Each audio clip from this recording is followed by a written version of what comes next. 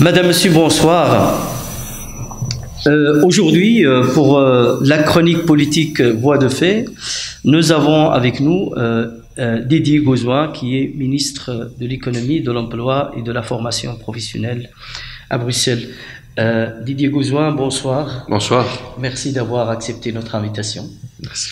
Donc nous allons commencer par l'actualité du jour, à savoir la grève aujourd'hui qui a été à l'initiative de la CSC, la CGSP. Qu'est-ce que vous en pensez de cette initiative? Une grève, c'est évidemment toujours perturbant et beaucoup de citoyens râlent, et à juste titre. Mais d'un autre côté, il y a quand même un désarroi dans la société actuelle. Il faut bien reconnaître que les travailleurs, de manière générale, on les pressurise. On voit ce qui se passe chez Lidl, où on demande de plus en plus aux travailleurs. Il faut bien reconnaître aussi que ces dernières années, le pouvoir d'achat n'a pas augmenté, voire il a même diminué. Et donc, beaucoup de gens se posent des questions, ils sont inquiets de la manière dont, de la place des travailleurs, de leur salaire. Donc, il y a de l'inquiétude, et on peut le comprendre. Et je crois que le monde politique doit l'écouter et les entendre. Okay. Une première question par rapport en fait à l'analyse de la situation économique ou du marché de l'emploi à Bruxelles aujourd'hui. Quelle est votre analyse de la situation d'une manière générale? Alors, il est évident qu'il y a une reprise, une conjoncture qui est plus favorable aujourd'hui en 2018 qu'en 2008 au sortir de la crise. Oui, il y a aussi des mesures du fédéral qui ont été prises et qui sont positives pour Bruxelles. Mais on constate quand même quelque chose d'étonnant à Bruxelles. C'est que nous avons la même diminution de taux de chômage qu'en Flandre et en Wallonie. C'est ce que j'appelle l'effet de conjoncture. Mais en réalité, nos efforts sont 3, 4 à 5 fois plus importants qu'en Flandre et en Wallonie. Pourquoi? Mais parce que nous sommes une des seules régions où la population active en âge de travailler augmente. C'est-à-dire chaque année, nous avons des croissances de l'ordre de 3 à 3,5% de la population active. Et nous devons mettre ces gens au travail.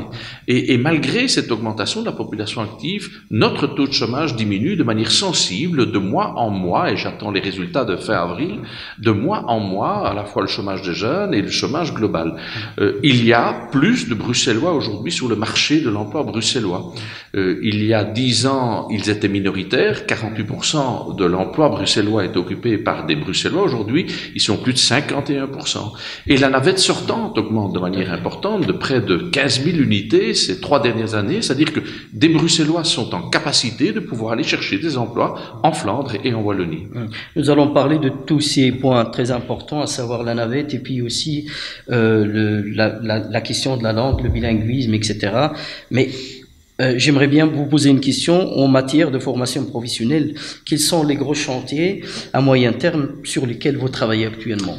Alors, le premier chantier, c'est évidemment de mettre nos demandeurs d'emploi en situation d'aller chercher ces emplois. Faut pas se leurrer, les entreprises ne sont pas des mécènes. Ils ne prennent pas des Bruxellois pour le plaisir de faire plaisir, pour faire plaisir à Bruxelles. Ils prennent parce que la formation augmente. On a multiplié par 2 les formations, par 5 ou 6 le nombre de stages en entreprise. C'est-à-dire que on met des jeunes en situation de pouvoir aller chercher des emplois parce qu'ils acquièrent des compétences, malgré le fait que, il faut bien le reconnaître, 66% des demandeurs d'emploi à Bruxelles sont non qualifiés ou sous-qualifiés. C'est-à-dire que ce sont des gens qui n'ont pas de diplôme, ou alors, beaucoup de gens d'ailleurs viennent de pays non européens, n'ont pas de la Belgique, ils n'ont pas fait leur scolarité en Belgique, et donc ne peuvent pas se prévaloir d'un diplôme ou d'une compétence. Donc on a un réel problème de qualification. L'essentiel était donc de multiplier, professionnaliser nos formations. Et je crois que c'est la raison du succès que nous constatons au niveau des chiffres du chômage. Oui, vous disiez tout à l'heure que les Bruxellois sont de plus en plus nombreux à oser franchir les limites régionales pour aller travailler justement à l'extérieur, donc surtout dans le nord. Ils sont de plus ou moins 50 000 à travailler en Flandre. Est-ce que c'est une politique que vous avez entamée vous-même? Oui. Ou c'est une politique qui était déjà en vigueur avant? Non, là vraiment c'est un accord personnel que j'ai signé avec le ministre de l'Emploi en Flandre pour que les demandeurs d'emploi qui sont suivis par Actiris, ceux qu'ils veulent ou ceux qui ont la motivation ou des prédispositions en matière linguistique, parce que pour travailler en Flandre, il faut connaître le néerlandais, eh bien, qu'ils acceptent d'être suivis non pas par Actiris, mais par son pendant flamand, le VDAB. Et le VDAB a accepté, c'est une convention que nous avons faite, et aujourd'hui, au moment où je vous parle, il y a toujours en permanence plus de 400 jeunes qui sont suivis, bruxellois, qui sont suivis, francophones, enfin, qui parlent le français et qui sont suivis par le VDAB. C'est une garantie aussi de trouver un emploi en Flandre parce que le VDAB est l'organisme de placement en Flandre. Et ce sont des actions très pragmatiques comme celle-là qui ont permis, je dirais, de reconquérir de manière significative. Rien qu'en 2017, nous avons augmenté de près de 2000 unités le nombre de Bruxellois qui vont travailler en Flandre. Il y a de plus en plus de jeunes Bruxellois qui bénéficient de cette formation et cet accord entre le VDAB et... Absolument. Alors c'est accompagné aussi de tests de langue pour bien tester les capacités. On a j'ai réformé totalement les chèques langues. Donc tous ces efforts pour réellement mettre les demandeurs d'emploi en situation de pouvoir aller chercher ces emplois à la fois sur le marché bruxellois, parce que souvent on entendait on n'engage pas des Bruxellois parce qu'ils ne sont pas suffisamment bilingues, qu'ils n'ont pas assez de... etc. Voilà. Et aujourd'hui, il y a des phénomènes inverses. Ça veut donc dire aussi, il faut le dire, il y a des efforts du côté de la région, des institutions, d'Actiris, de Bruxelles Formation, mais il y a une volonté dans le chef des jeunes. Donc on stigmatise souvent les Bruxellois, parce que c'est pas tout d'avoir des instruments. Si les demandeurs d'emploi n'ont pas la volonté et ne font pas l'effort, rien n'est possible. Et donc il faut aussi souligner cette volonté d'aller chercher de l'emploi. Et ça casse un peu cette image où certains Bruxellois sont en finalement bien contents de vivre au chômage. C'est évidemment un cliché tout à fait faux. Tout à fait. Donc, Monsieur le Ministre, éventuellement 20% de ceux qui s'inscrivent chaque année au chômage n'ont pas le diplôme du secondaire. Quelles sont vos actions là-dessus pour permettre à ces demandeurs d'emploi d'être aptes et recevables sur le marché d'emploi? Alors là, évidemment, c'est notre grand talon d'Achille et je le regrette. Effectivement, moi, comme ministre de la Formation, j'interviens après l'obligation scolaire, lorsque les jeunes accèdent sur le marché de l'emploi. Et c'est vrai que je dois bien constater chaque année que 20 à 25% des jeunes qui viennent s'inscrire comme demandeurs d'emploi à Actiris, juste après leurs études, n'ont pas de diplôme, n'ont pas de qualification. Se sont souvent même ennuyés à l'école. Ils ont perdu leur temps, ils ont été en décrochage parfois, ils n'ont même pas connu des systèmes de délinquance parce qu'ils perdaient leur temps. Vous avez le sentiment de perdre leur temps à l'école. Et donc, il y a une réforme de l'enseignement qui est importante. Et le véritable débat, c'est de permettre à ces jeunes qui n'ont plus leur place à l'école à partir de 15 ans, c'est de choisir d'autres orientations, des orientations professionnelles, de les mettre de suite en milieu d'entreprise pour qu'ils apprennent un métier, pour qu'ils connaissent les exigences du monde du travail. Pourquoi ça se fait pas, Monsieur le Ministre? Mais parce qu'il y a aujourd'hui un blocage au niveau du monde de l'enseignement qui veut maintenir à tout prix jusqu'à 18 ans les jeunes à l'école. Mais ça marche pas. On voit et ça ne marche pas pour un certain nombre de jeunes. Regardez ce qui se passe en Autriche, en Suisse, en Allemagne. À partir de 15 ans, des jeunes qui ont des aptitudes en boulangerie, en mécanique, en peinture. Justement, ce sont des marchés économiques qui fonctionnent très bien. Mais absolument. Et en plus, ce sont des créneaux de formation qui mènent à coup sûr vers l'emploi, qui motivent le jeune, qui lui donne des perspectives. Tandis que maintenir à tout prix des jeunes sur des bancs d'école alors qu'ils n'ont pas le goût des études. Et la motivation, parfois. Voilà, c'est à la fois une perte de temps, une perte d'argent, et ça peut avoir des conséquences sociales, parce qu'on peut comprendre que ces jeunes ont le sentiment d'être laissés pour compte, qu'il n'y a pas de solution, qu'il n'y a pas de débouché pour eux, parce que ils ne voient pas à travers l'école une possibilité demain de se réaliser. C'est peut-être dommage, mais c'est la réalité. Et c'est pas une réalité belge, c'est dans tous les pays comme ça. Mais je ne sais pas pourquoi. Ce débat-là, j'essaie de le créer depuis près de 10 ans, manifestement, il ne percole pas. Et le monde de l'enseignement, les ministres de l'enseignement, tous les autres milieux politiques ne l'entendent pas. Je crois que si on parvenait à se faire sauter ce verrou, je crois que nous serions un pays très performant.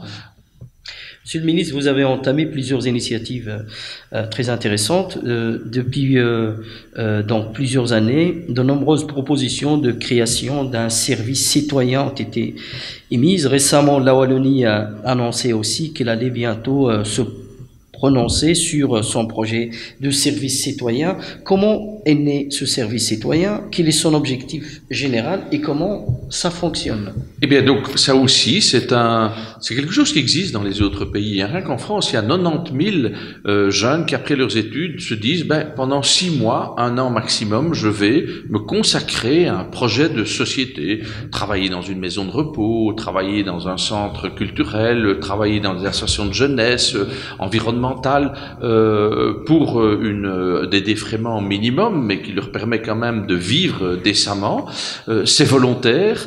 Malheureusement, en Belgique, il n'y a toujours pas de cadre légal, malgré que tous les partis politiques, je me souviens d'avoir signé des cartes blanches avec tous les partis politiques s'y étaient engagés, il n'y a toujours pas de cadre légal. Alors, en région bruxelloise, j'ai voulu contourner cela, et seule la région bruxelloise, de manière intense, le pratique, puisque près de 160 à 170 jeunes bruxellois, francophones ou néerlandophones, peuvent maintenant faire ce service citoyen en ayant un léger défraiement, mais nous sommes toujours en attente d'un statut légal, d'une loi qui serait votée par le Parlement. Je trouve que c'est intéressant que des jeunes se posent la question, sortir des études, de dire qu'est-ce que je peux faire pour la société? Ou bien je ne suis pas encore prêt à m'engager dans la société, mais j'ai envie d'être utile.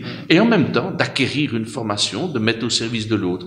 Je pense que c'est aussi un outil qui améliorerait le vivre ensemble dans notre société. Je trouve que toutes ces initiatives qui mènent justement vers l'autonomie du jeune et vers l'épanouissement et vers un emploi sont plus ou moins bloquées ici à la région bruxelloise. C'est bizarre. Oui, ils sont bloqués. Donc le problème de l'obligation scolaire est bloqué essentiellement au niveau de la Fédération Wallonie-Bruxelles, et le problème du statut pour le citoyen, service citoyen, ça c'est bloqué au niveau du fédéral.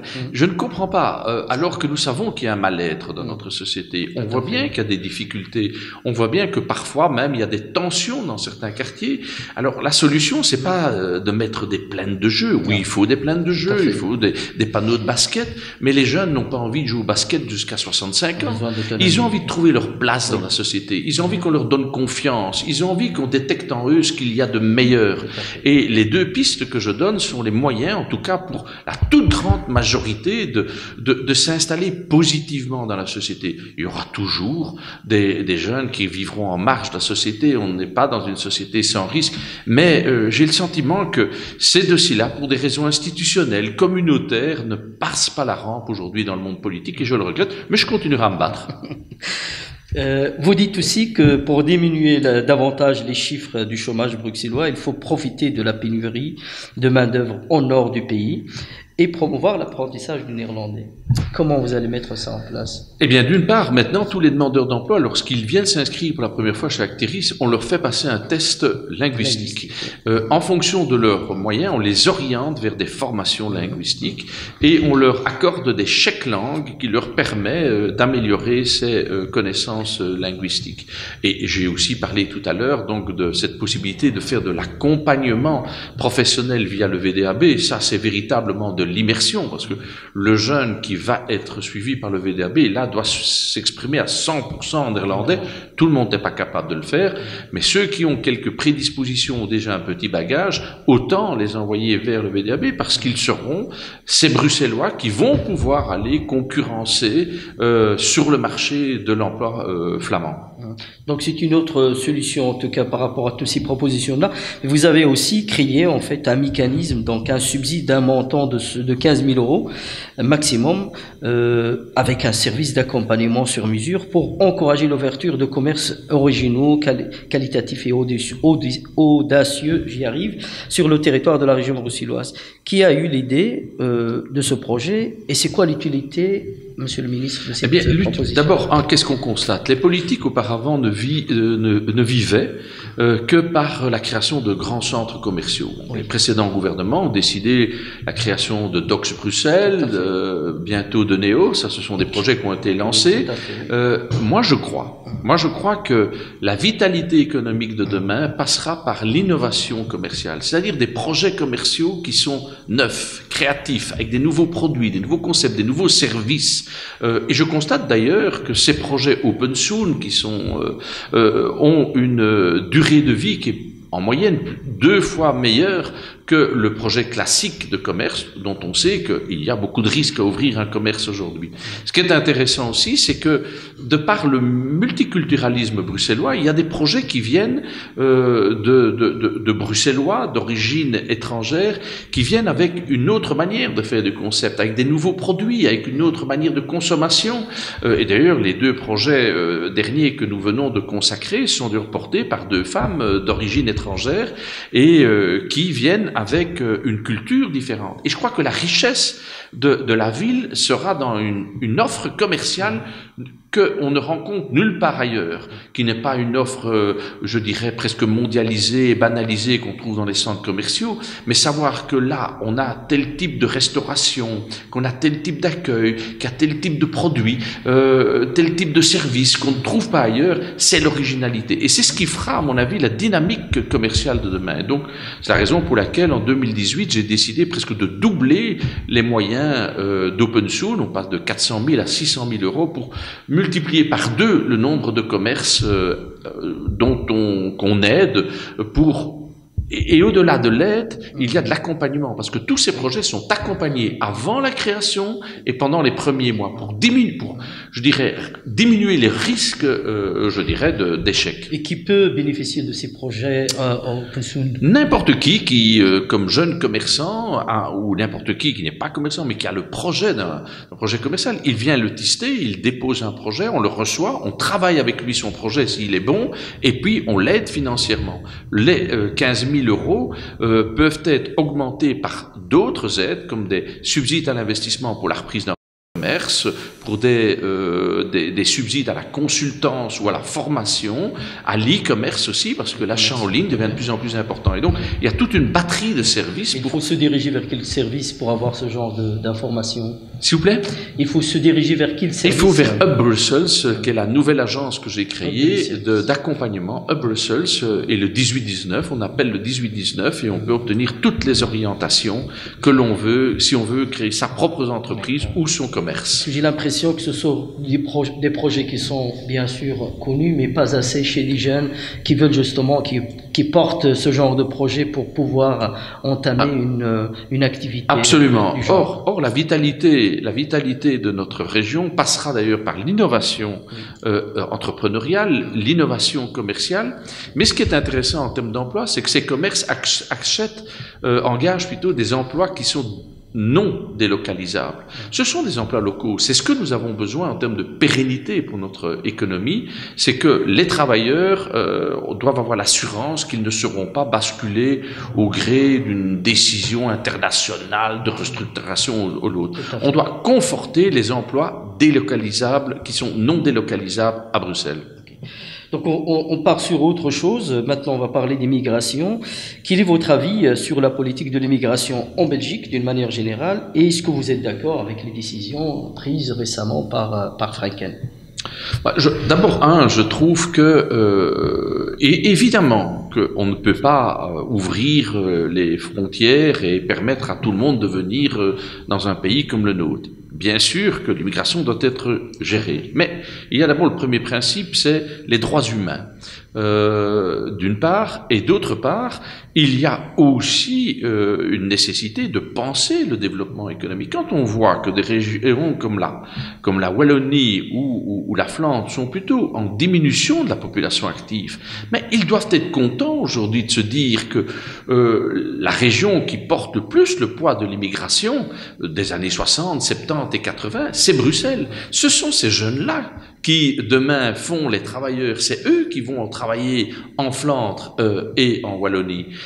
Et donc, l'immigration doit être traitée de manière positive et pas de manière caricaturale et stigmatisante, comme le fait M. Franken. Ce n'est pas acceptable quand j'entends M. Franken dire encore tout récemment il nous faut une immigration choisie, et si nous avions une immigration choisie, quel modèle australien, nous n'aurions accueilli que les Syriens chrétiens venant de Syrie. Qu'est-ce que ça signifie?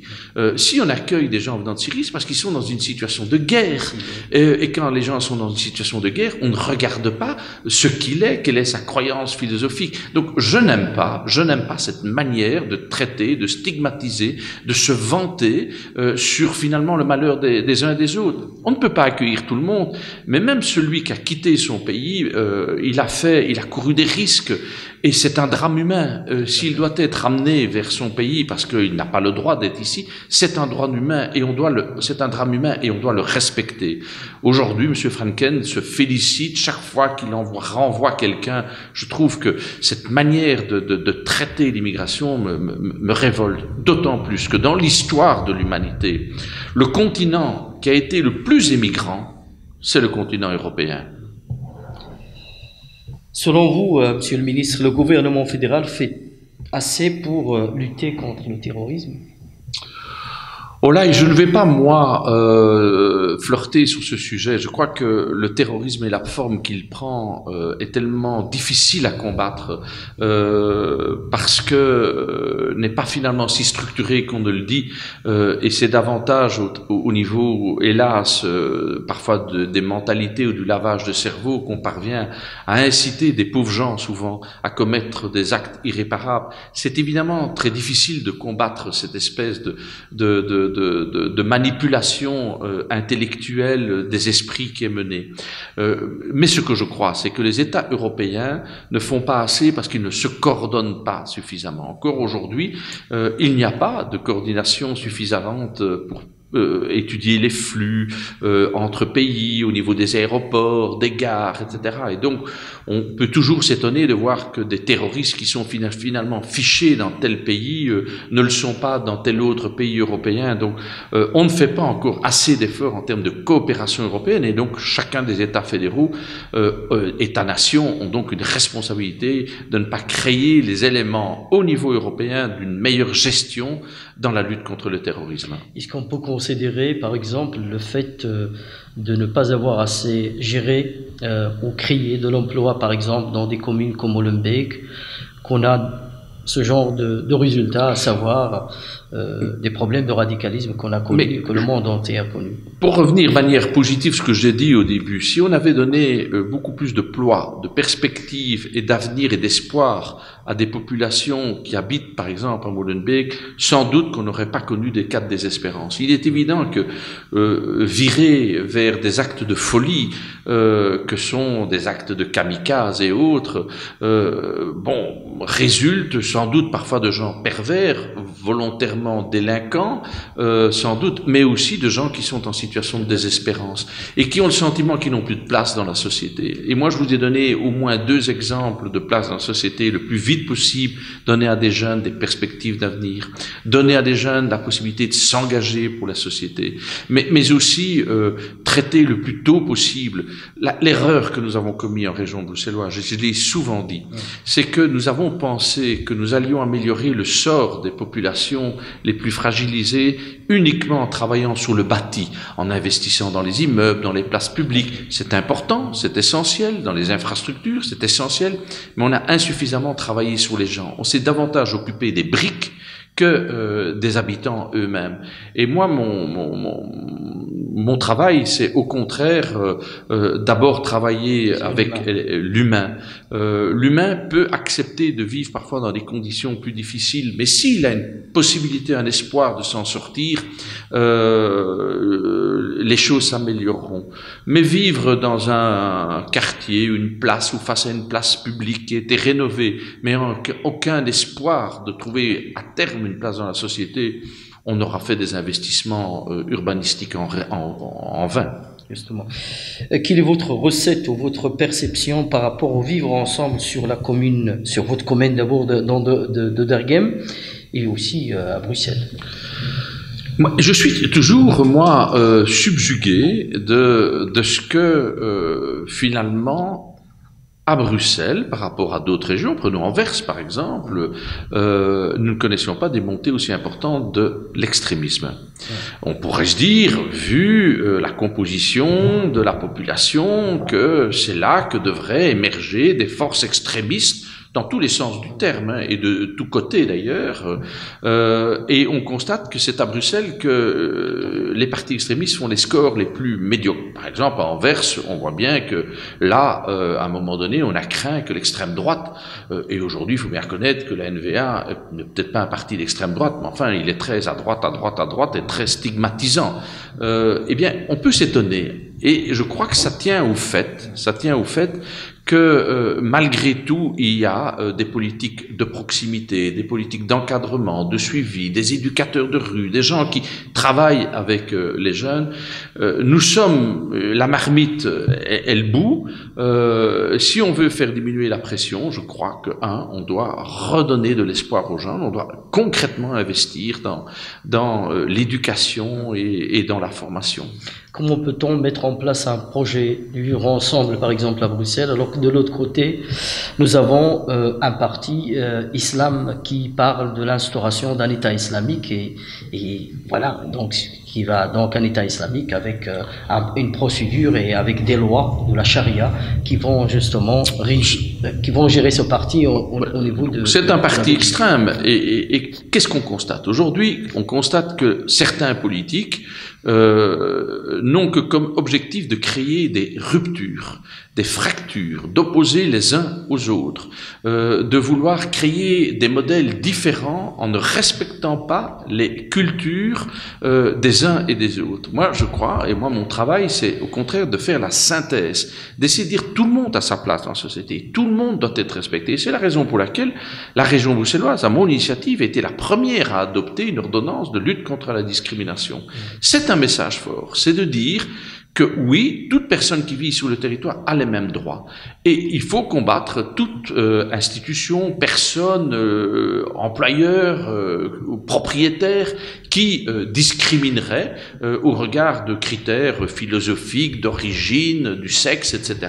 Ça, c'est intolérable. Je crois qu'il faut qu'on reprécise les valeurs et je pense que quand on aura réussi, ce que j'espère, à la fois remettre l'humain au cœur des politiques, d'avoir recentré nos moyens autour de l'éducation, de la formation, d'avoir combattu toutes les formes de discrimination et d'avoir un discours qui est inclusif et pas exclusif, un discours qui fait la synthèse et pas qui crée la rupture, je pense que les choses s'amélioreront encore. Le quartier Peterbos à Anderlecht a vu ces derniers temps aussi des tensions très dures. Existait-il, selon vous, Monsieur le Ministre, des zones de non-droit en Belgique ? Non, mais il reste des zones difficiles, il reste des bandes urbaines, il reste la délinquance, il reste des mafieux qui veulent contrôler parfois des territoires, notamment pour la vente de drogue. Mais ça n'est pas le propre de Bruxelles. Il y a un grand débat sur les banlieues en France. Tout récemment, il y a eu des problèmes et des émeutes à Anvers, où le trafic de la drogue est très important. Il y a eu des actes de violence importants. Donc, une fois encore, je sais que certains utilisent le Peterbos pour stigmatiser, pour, je dirais, aussi cacher les problèmes que eux-mêmes connaissent dans leur propre région, en Flandre notamment. Je ne veux pas dire qu'il y a que des anges au Peterbos. Il y a évidemment des voyous et il faut rappeler les notions d'ordre, mais il faut aussi travailler avec tous ceux et celles qui ont été délaissés. Et j'en reviens au début de notre interview, à qui on n'a pas donné l'espoir de pouvoir s'en sortir. Quand on se sent prisonnier, qu'on a l'impression que on est né au Peterbos dans une famille sans emploi, qu'on sera demain une famille sans emploi et qu'on n'a pas d'avenir, il est évident que ça crée de la désespérance. Et donc on doit vraiment refaire la politique en sens inverse et se concentrer sur toutes les politiques qui touchent directement l'homme dans sa capacité de s'émanciper et d'être autonome. En tant que ministre de l'économie, je vais vous poser une question, alors que peut-être que ce n'est pas de vos compétences, c'est plutôt les compétences de Pascal Smith.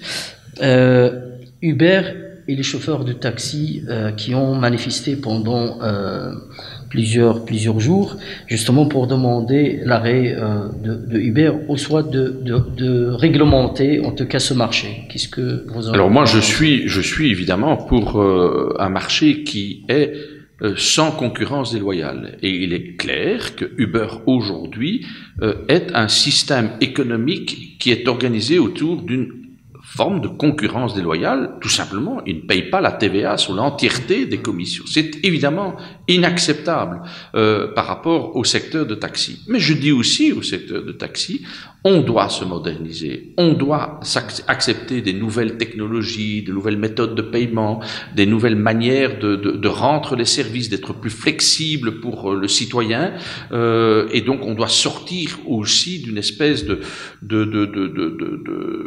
marché fermé.